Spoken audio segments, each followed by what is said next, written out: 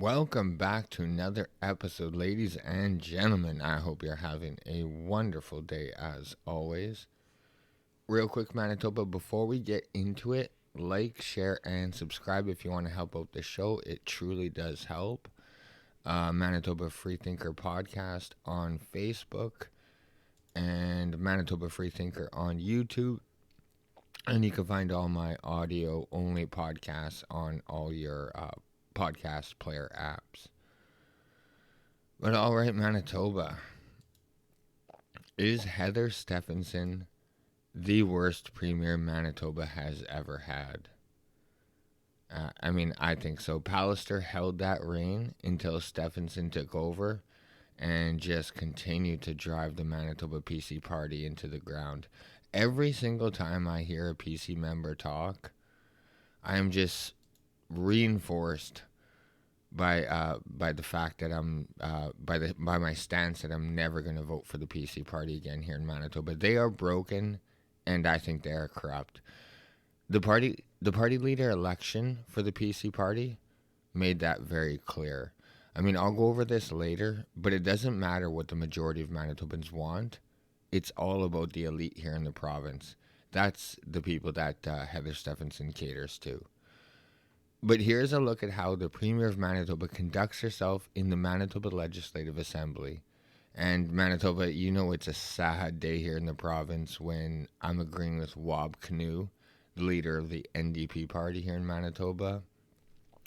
But here is a look at them, a back and forth between them. And, this is our Premier Manitoba. It fucking blows me away. But have a look. Have a listen, sorry.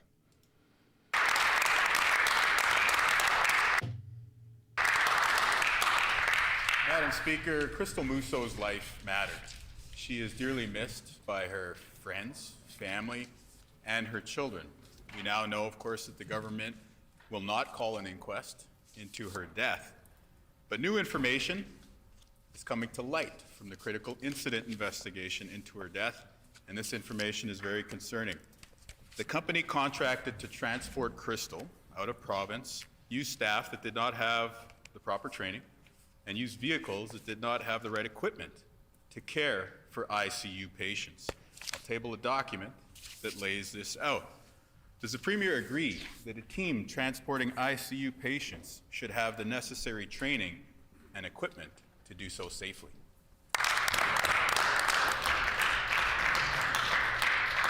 The Honourable First Minister. Thank you very much, Madam Speaker. And before I get to the member's question, I just wanted to say that sometimes we need to remember that we need to take time to celebrate our kids.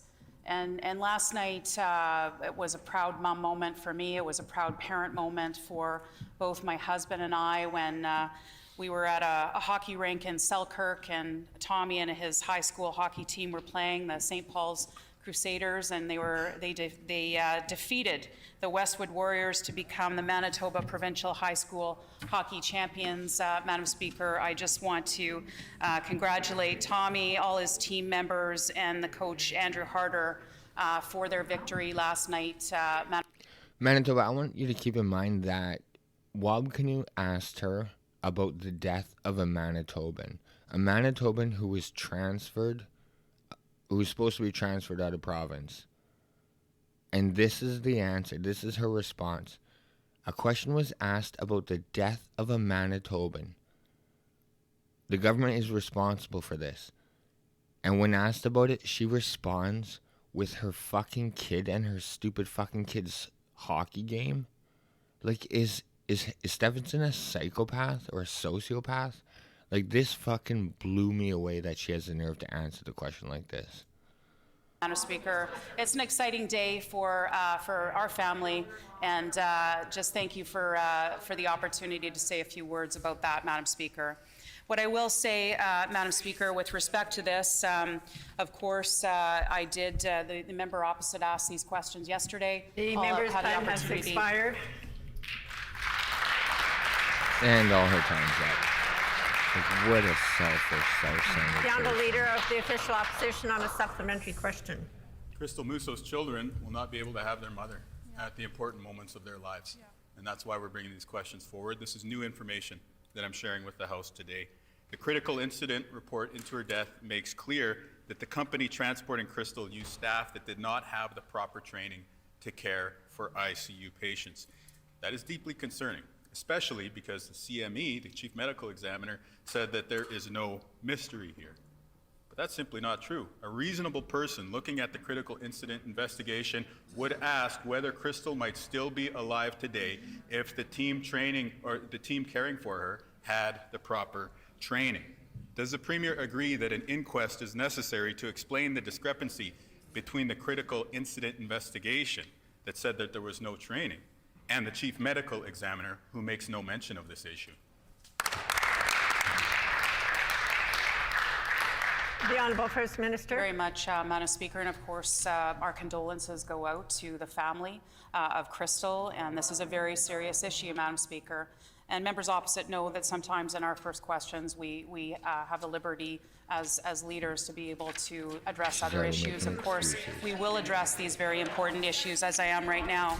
So from the letter from the Chief Medical Examiner, it says, and I quote, "Healthcare systems across the world have been overwhelmed at times by surges of COVID patients, and all have had to take the unprecedented step of making contingency plans for triage patients in the event that critical care capacity was exceeded. Manitoba was no exception, Madam Speaker."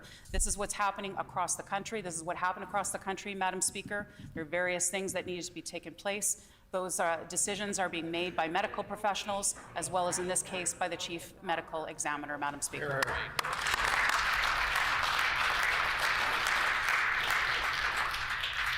The Honourable Leader of the Official Opposition on a final supplementary. Manitoba was the exception. It was the first province to send ICU patients out of their jurisdiction.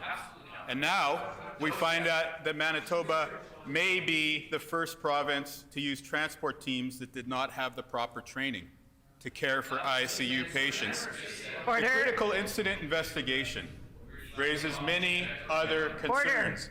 In addition to not having the proper training, the critical incident investigation that is coming out of this government says that this transport team did not have the right equipment. They did not have the right equipment to monitor the blood pressure for an ICU patient during transport.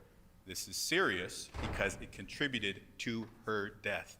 There's no mention of this in the letter that the Premier is quoting from. Does the Premier agree an inquest is necessary to explain that discrepancy?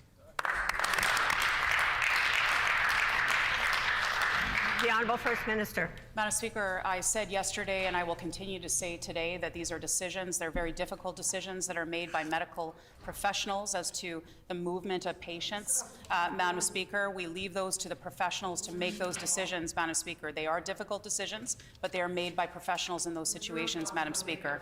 With respect to an inquest, whether or not that will be called, those are decisions that are made by the Chief Medical Examiner. We leave those decisions up to the professionals, Madam Speaker.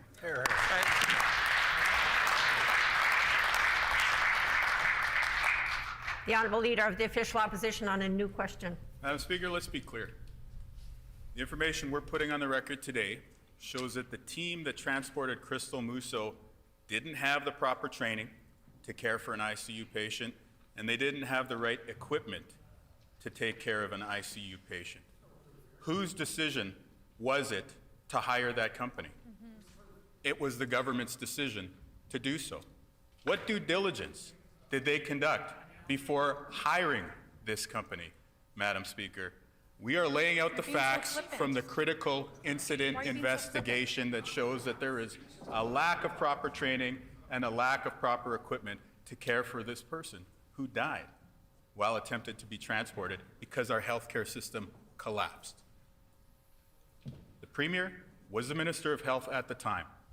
What due diligence did the government conduct before hiring these companies to move ICU patients? The Honourable First Minister. Madam Speaker, these are nothing but allegations from the Leader of the Opposition. He knows full well that my door is open. If he wants to bring an individual issue to my door, I would be happy to look into it, Madam Speaker, and ensure we get to the bottom. This is a very serious matter. the allegations from the Leader of the Opposition and members opposite. It's very serious, Madam Speaker. If he truly cared about this, Madam Speaker, he wouldn't play politics on the floor of the legislature. He would bring it to my office and deal with it properly. There's our premier. When originally asked, she responds about praising her son, and then she just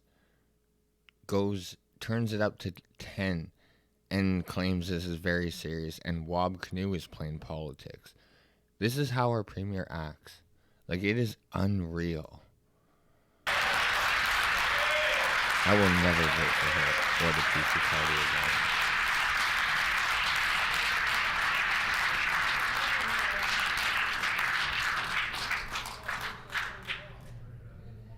The Honourable Leader of the Official Opposition on a supplementary question.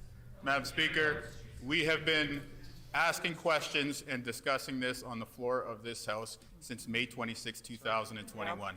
The Premier may like to explain why Brian Pallister could talk about this issue, but she claims to not be able to today. Specifically, the information, the word tabling today, comes from a letter from Prairie Mountain Health sent to the family in February. The government has access to that letter. The Premier was briefed on this issue during her transition into the Premier's office, Madam Speaker. This letter lays out a set of informal guidelines used to select patients for out-of-transport trips. The Chief Medical Examiner lays out a different set of criteria to select these patients. Did the Chief Medical Examiner have access to the right information before he decided not to call an inquest? And does the Premier agree that an investigation is necessary to account for this discrepancy?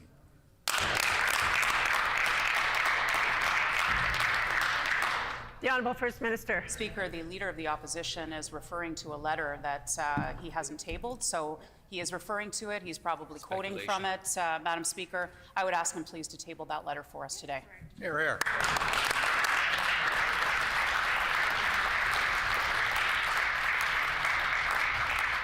The Honourable Leader of the Official Opposition on a final supplementary.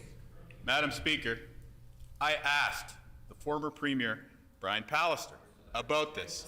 I asked him if the staff who transported Crystal Musso had the capacity. Order. I asked Mr. Pallister if they had the right training and the right equipment to care for ICU patients in this very chamber in May of 2021. And he responded on the record. He said, quote, "They do, or our health experts would not be using their services," end quote. That now appears to be untrue. It is contradicted by the results of the critical incident report, which we are sharing information from here today. They lack the training, they lack the equipment. This leaves serious unanswered questions. Does the Premier agree that there needs to be an investigation, an inquest, to resolve these discrepancies?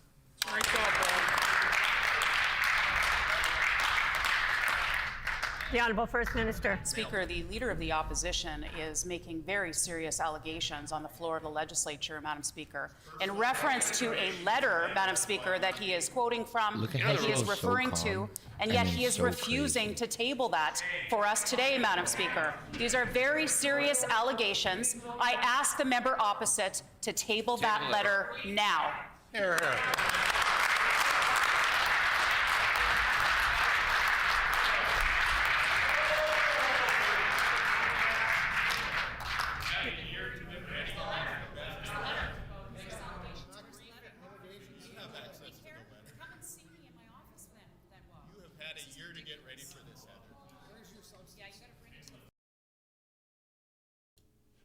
But all right, Manitoba, so that is the back and forth between Wob Kinew, leader of the NDP, and Heather Stephanson, our Premier of Manitoba.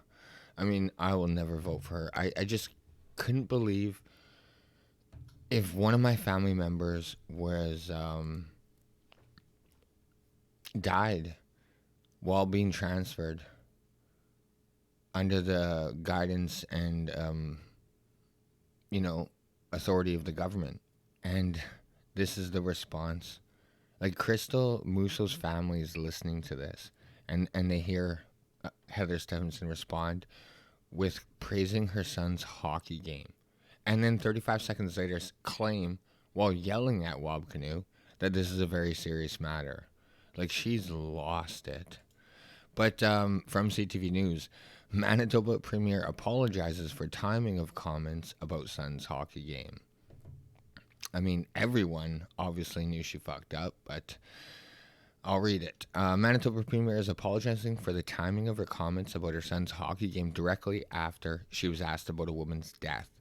Quote, I mean, I'm never going to apologize for celebrating my son and my family, but the timing was off, Premier Heather Stephanson said on Friday. Obviously, I apologize for that, end quote. Stephanson said in the moment she was, quote, very proud of her son, and that's what she was thinking about at the time. So real fast, Manitoba, while Wab Kinew was asking her about the death of a Manitoban, could have been any one of our family members, that's what she was thinking about at the time. Her son playing a fucking hockey game while the opposition party is trying to get to the bottom of a death of a Manitoban. And again, I'm not an NDP supporter, but this blows me away that this is our premier. So Stefanson's apology comes after NDP leader Wab Kinew asked her a question earlier this week about Crystal Musso, a woman who died in May before she could be transferred from a Brandon ICU space to a hospital in Ontario. Musso's death was declared a critical incident. The Premier said that the Chief Medical Examiner took the critical incident report into consideration when deciding not to go forward with an inquest into her death. Quote, I agree with the Chief Medical Examiner, she said, end quote. Those critical incident reports are absolutely critical. Obviously, it satisfied the Chief Medical Examiner, and I think it satisfies us that the appropriate investigation has already taken place. Stephanson noted that during the first question and answer in the chamber, officials will start off by talking about other subjects before getting at the issue at hand. So she's already, making excuses of why she answered the question how she did. But, even go past that, and she's not willing to investigate this. Could you imagine your family member dying while supposedly being transferred? And Stephanson just wants to sweep it under the rug. But here is a chart. Thank God Manitoba is waking up of the Premier approval in March 2022 from Angus Reid Institute. And no surprise, Manitoba is at the bottom of the barrel. 25%. So that's 1 in 4 Manitobans give the passing grade to Premier Stephanson. Thank God Manitoba's waking up. From CBC News, Premier Stephanson ranks least popular among provincial leaders. Manitoba Premier Heather Stephanson continues to rank the least popular among all provincial leaders in Canada despite the modest bump in her approval rating, a new poll suggests. From the Angus Reid Institute, suggests that 25% of respondents approve of Stephanson's performance as premier. Only 25%. That is so funny. In January, Angus Reid released a poll that pegged Stephanson's support at 21%. At the time, the Omicron variant was pushing hospitalization rates to the highest levels of the COVID-19 pandemic. The most recent poll was conducted online from March 10 to 15 using a representative randomized sample of 5,105 people who are members of the Angus Reid Forum. These types of polls do not have a margin of error, but are a probability sample of the same size that would a margin of error of 2 percentage points. In Manitoba, that comparable margin of error would be 4 percentage points, the same as the difference between the most recent poll and the one in January. In its report, Angus Reid attributes Stephanson's unpopularity to criticism over the provincial government's handling of the COVID-19 pandemic. Quote, she's continued in a tradition of Manitoban officials deflecting blame by using the phrase coulda, woulda, shoulda, dismissing criticism as 2020 hindsight, the report says. So Manitoba, yeah, there, take a look. So Stephanson is at the bottom at 25%, Alberta at 30%, then it goes New Brunswick 36%, Ontario 43%, Newfoundland 50%, Saskatchewan 51%, Quebec 52%, BC 55%, and Nova Scotia 73%. Angus Reid also found that Manitobans were the least likely to give their premier, including Stephanson and former Premier Brian Pallister, a passing grade on their pandemic performance over the last 2 years. In a separate poll of 2,550 people from March 1 to March 4, only 1 in 5 respondents said that they would thought the premiers had done a good job. Stephanson was health minister during the third wave of the pandemic last spring when Manitoba was forced to send intensive care patients out of province due to the lack of available beds. Manitoba has the second highest COVID-19 death rate after Quebec. Speaking to reporters on Friday, Stephanson brushed off the poll results, saying they wouldn't change her approach in governing. I'm going to say obviously Manitoba because she doesn't cater to Manitoba. She caters to the elite, the business class. It's very obvious, and I think she openly admits it.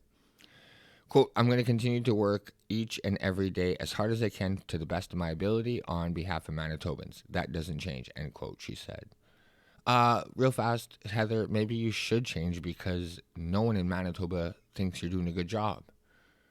It's unreal how self-centered she is when she's only got 25% support and she comes out and says, I'm not going to change. That is our political class in Manitoba. I'll continue. Stephanson was not alone in seeing an increase in her support. Most Canadian premiers saw a boost in their approval rating since the last poll. Stephanson went up 4%, big deal. Although the percentage of people who moderately approve of Stephanson rose from 17% to 23%, the proportion of people who strongly disapprove rose to 43% from 36%. So she's not liked. Stephanson faced criticism again this week after congratulating her son's high school hockey team in the legislative chamber after being asked about the possibility of an inquiry into the death of a COVID-19 patient transferred out of province. She later released a statement apologizing. When asked why she responded to the question the way she did, Stephanson responded that she was celebrating her son's accomplishments. I guess I was just very proud of my son, and I was thinking about it at the time. But again, it was not the right time, and I apologize for that, end quote, she said. Stephanson was sworn in as Premier of Manitoba at the time when a majority of Manitobans already viewed the provincial government as mishandling the pandemic response, according to Angus Reid. Asked on Friday whether she would entertain the idea into an inquiry into the province's handling of the pandemic, Stephanson did not comment to any outside review. I'm not ruling anything like that out, she said, but we all know that she's not going to do it. So, I mean, the poll from March 1 to 4, 56% of respondents said the province was removing restrictions at the time or too slowly, while 6% thought they lifted it too soon. Oh yeah, I don't care about that. But here's the other poll that they're talking about. Real fast, I want to show you guys. Federal performance, Prime Minister Justin Trudeau. So considering the whole of the last 2 years overall, do you think the following have done a good job or a bad job of handling the COVID-19 pandemic? So in Manitoba, for Justin Trudeau, 36% think Justin Trudeau did a very bad job, 15% bad job, 30% think he did a good job, and 16% think he did a very good job. That is disappointing to see.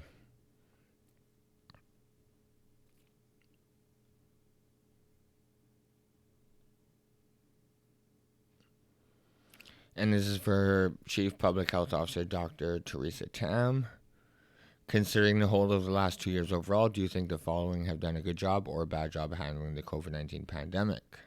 So for Theresa Tam, 27% think she did a bad job, 27% think she did a very bad job, 12% bad job, 38% good job, and 15% very good job. And now for the provincial performance. Considering the whole of the last 2 years overall, do you think the following have done a good job or a bad job handling the COVID-19 pandemic? Your provincial premier. 36% in Manitoba think very bad job, 42% bad job, 19% good job, and 0% think she did a very good job. That is so funny. So at least Manitoba's waking up to our provincial political class. 78% of Manitobans think our premier did a bad job or a very bad job. God, that makes me happy to read. And our Chief Provincial Public Health Officer, Dr. Brent Rusin, 19% think Manitobans think he did a very bad job, 25% bad job, 43% good job, and 8% very good job. So Manitobans aren't as harsh on Rusin as they are on our Premier of Manitoba. But I blame them both. But either way, I'm so happy that Manitoba is waking up. So here's the article. This is who Heather Stephanson caters to. This is why she's not going to change. This is why they're going to continue with the same plan. Heather's from CBC News. Heather Stefanson's campaign donor list, a who's who of Winnipeg's business elite. Winner of PC Leadership Campaign raised over $576,000 in donations and spent most of it. Some of Winnipeg businesses elite were among the biggest financial backers of Heather Stefanson's bid to become Manitoba's premier. On Monday, Stephanson's leadership campaign filed its financial paperwork with Elections Manitoba. It shows a who's who of Winnipeg's establishment supporting the leadership run of the PC establishment candidate, who raised $576,625 in her successful campaign to lead the PC party and in turn become premier. Her donors include Winnipeg Jets Executive Chairman Mark Chipman, Asper Foundation President Gail Asper, former Winnipeg Mayor Sam Katz, Richardson Financial Group CEO Sandy Riley, and Buehler Industries founder John Buehler. All of those individuals donated the maximum individual amount of $3,000, except for Katz, who offered $250. Stephanson, a veteran MLA representing the Posh Tuxedo constituency, narrowly beat Shelley Glover last October to win the party's nomination. Glover challenged the results in court, alleging voting problems, but she lost. But most of Manitobans woke up to the corruptness of the PC party. Whether it was whether it was corrupt or not, I mean, there is some shadiness going on. There's no boys club with the PC party, that's for sure. Favored by top party backers. From the start of the nomination race, Stephanson was seen as the favorite of the party establishment. That's what I mean, the old boys club. It was backed up by the endorsements she collected from nearly every sitting Tory MLA, and it appears by the list of donors and well-to-do people on it, ranging from developers to entrepreneurs. Some other notable donors include several members of the Richardson, Borger, and Schindelman families, all prominent in Winnipeg business, New Flyer President Paul Sobry, and Shelter Corporation's Arnie Thornsteinson. Quote, during the campaign, Heather Stephanson had a team that organized the fundraising efforts. She was not aware of who officially donated to the campaign until post-election, when the full list was reviewed and thank you notes were distributed, said Jordan Sisson, leadership campaign manager for Stephanson, in an email to CBC News. So basically, she didn't know who donated to her, and then when she found out, she realizes, oh, so this is who runs me. This is who owns me.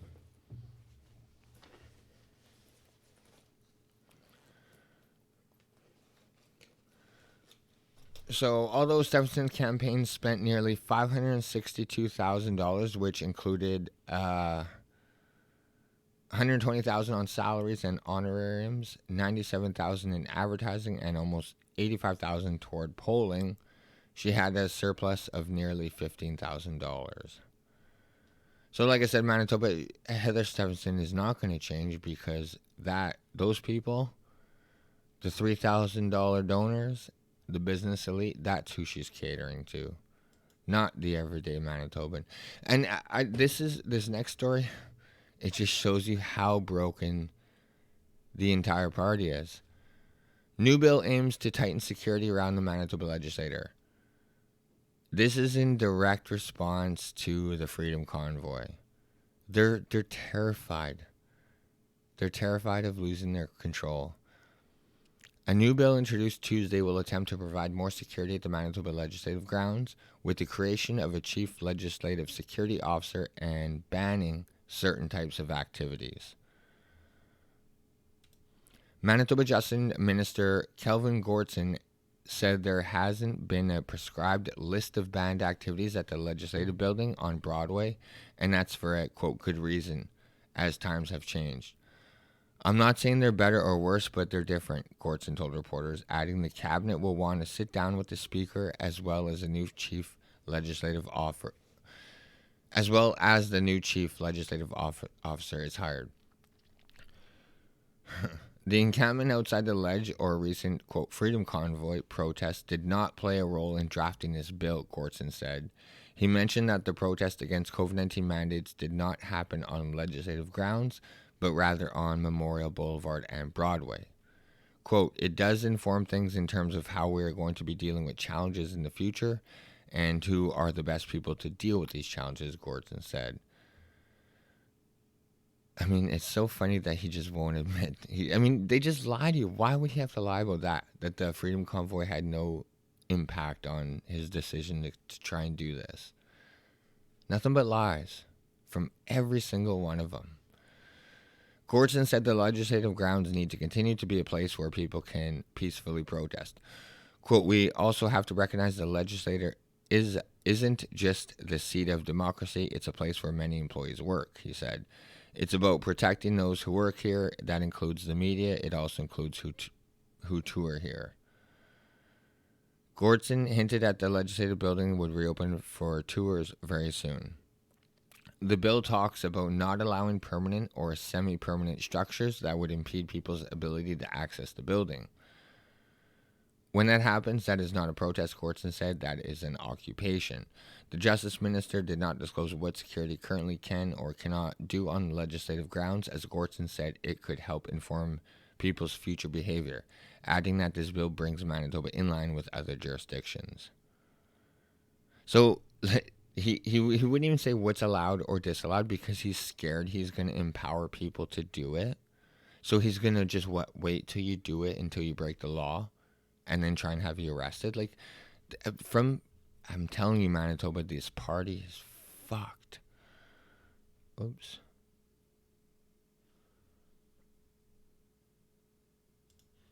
Oh, where did all my tabs go?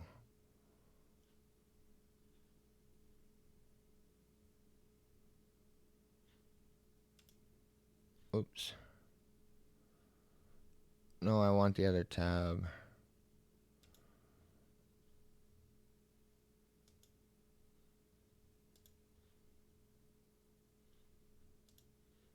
There we go. Sorry about that, Manitoba. Yeah, so this PC party is... And again, this is more members of the Manitoba PC party. If you guys can remember, not too long ago, Manitoba minister apologizes for not wearing masks indoors during gala photo op. 2 Manitoba cabinet ministers apologized for moving their face masks at an indoor gala on Saturday. And they want the people in the province to know it was an isolated incident. Yeah, right. Families Minister Rochelle Squires and Health Minister Audrey Gordon and Kathy Cox, the Minister of Sport, Culture and Heritage, were all photographed without their mask on. Most important, it's bullshit that any one of them got caught, but our Health Minister Audrey Gordon the one implementing the mask rules, telling Manitobans that we have to wear a mask. Look at all of them. And she thinks it's an isolated event. In her little speech, she said that she just stood up for a picture real fast while she was eating. Doesn't look like she's eating here in Manitoba. Looks like she's talking. It's such a lie. No mask to be found.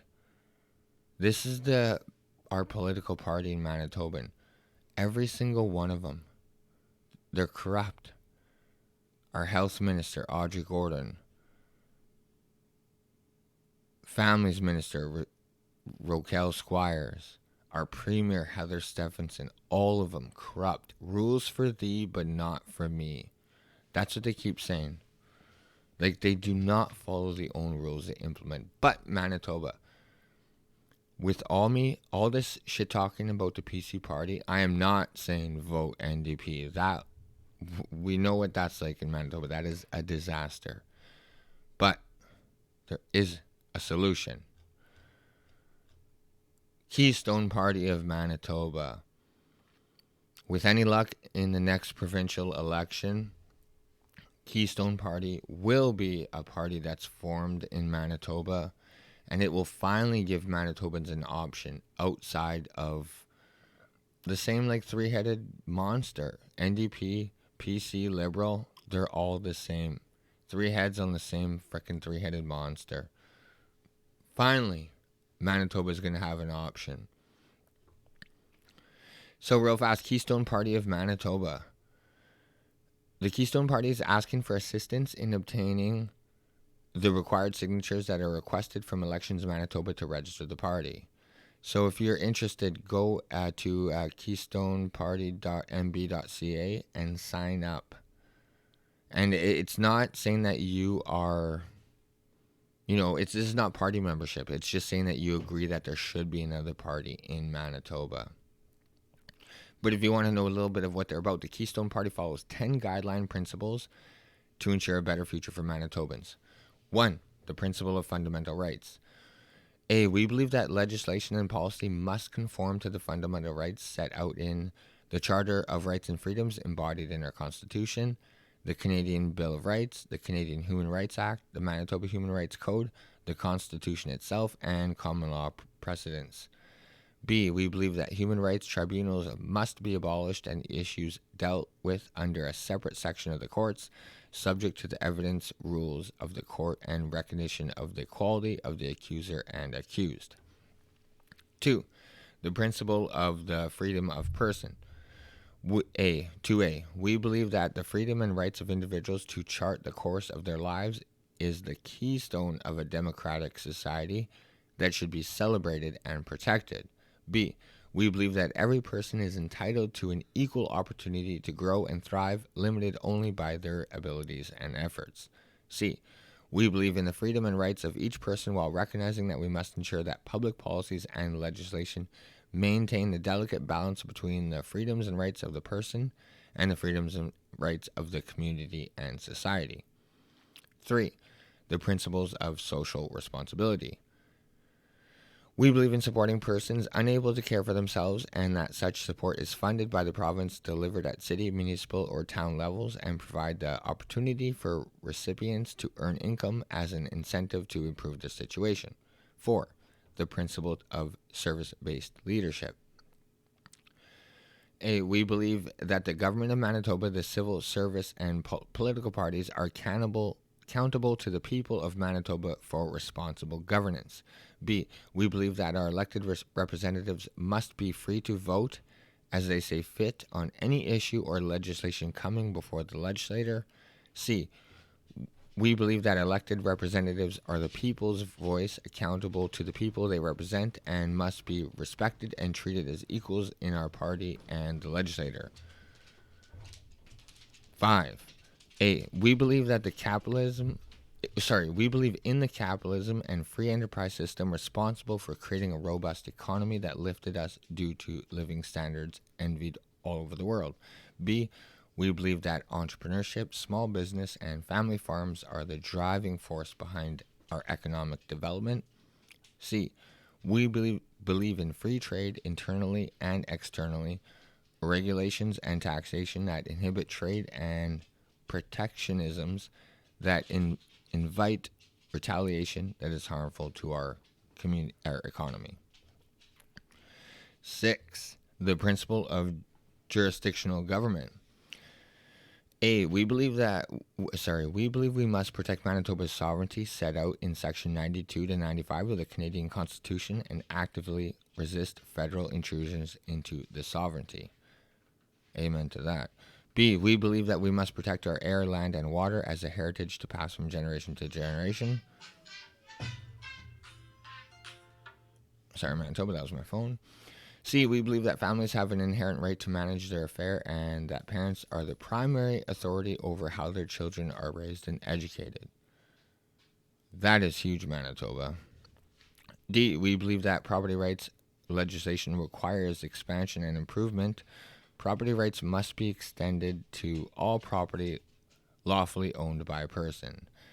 7. The principle of localism. We believe that we must limit the government's size, scope, and strong-arm influence to allow for individual freedom and fulfillment for individuals, families, cities, and municipalities. B. We believe that the best practice is governance at the level closest to the people. Local elected officials and organizations responding to the needs and challenges must be empowered to make appropriate decisions. That, again, is huge, Manitoba. 8. The principle of justice equality. We believe in the rule of law, and we must build better capacity to remove backlogs and make access to the courts affordable for the individual. B. We believe that the laws of Canada and our province should be equally applied to all persons and organizations, irrespective of status and stature. If that was the case, then I guess our health minister, Audrey Gordon, would have got a fine for not wearing that mask that she claimed that she would gladly pay out of our taxpayer dollars at the time that she was telling other businesses that they were non-essential. I mean, the hypocrisy in the PC party is endless. 9. The principles of results-based policy. A. We believe in smaller governments. Amen to that. Prudent spending and balanced budgets as a means to ensure that people have the financial freedom to enjoy the life they choose and to save for a comfortable retirement. B. We believe that legislation, policies, and regulations must produce results that improve the financial stability and well-being of Manitobans. And 10. We believe that successful relationships are bonded by trust. The government and civil service must strive to maintain trust between Manitobans and their elected officials. We believe that transparency builds trust. So those are the 10 guiding principles of the Keystone Party of Manitoba.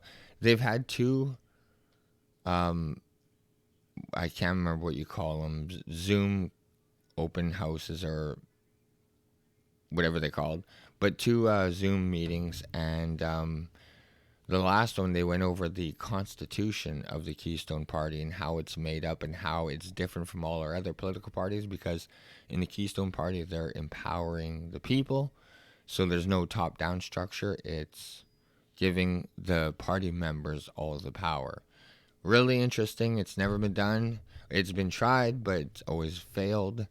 But this does seem like it's a true grassroots movement. So if you guys are interested, definitely go to keystoneparty.nb.ca and sign up for their newsletter and their signature form. Like, sign up for the petition, and then you can sign up for the newsletter, and then you'll get invited into the next conference call, which is the Zoom meeting, which is in 2 weeks from now.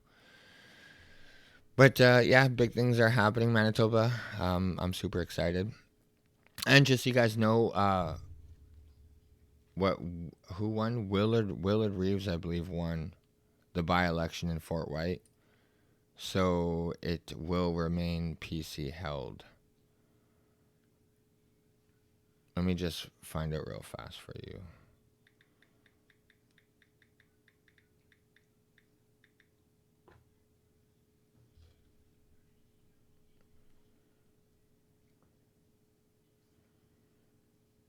Yeah, PC Obi Khan narrowly edges Liberal Willard Reeves. What? Yeah, okay.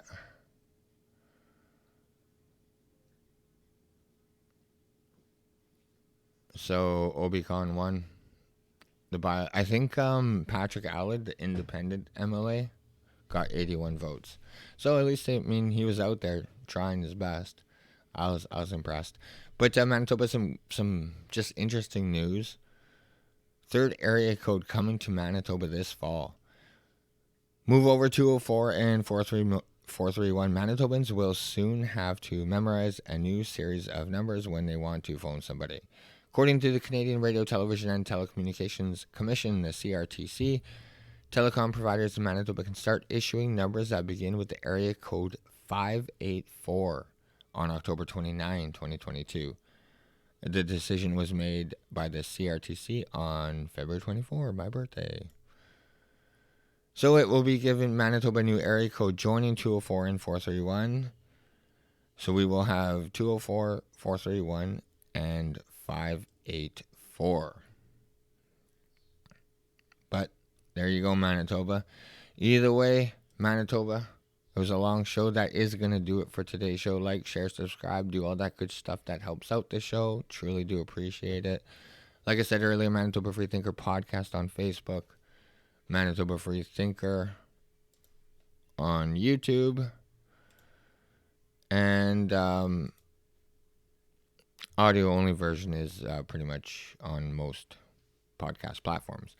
But either way, Manitoba, I will see you in a couple days. Love you guys so much, and take care. Bye.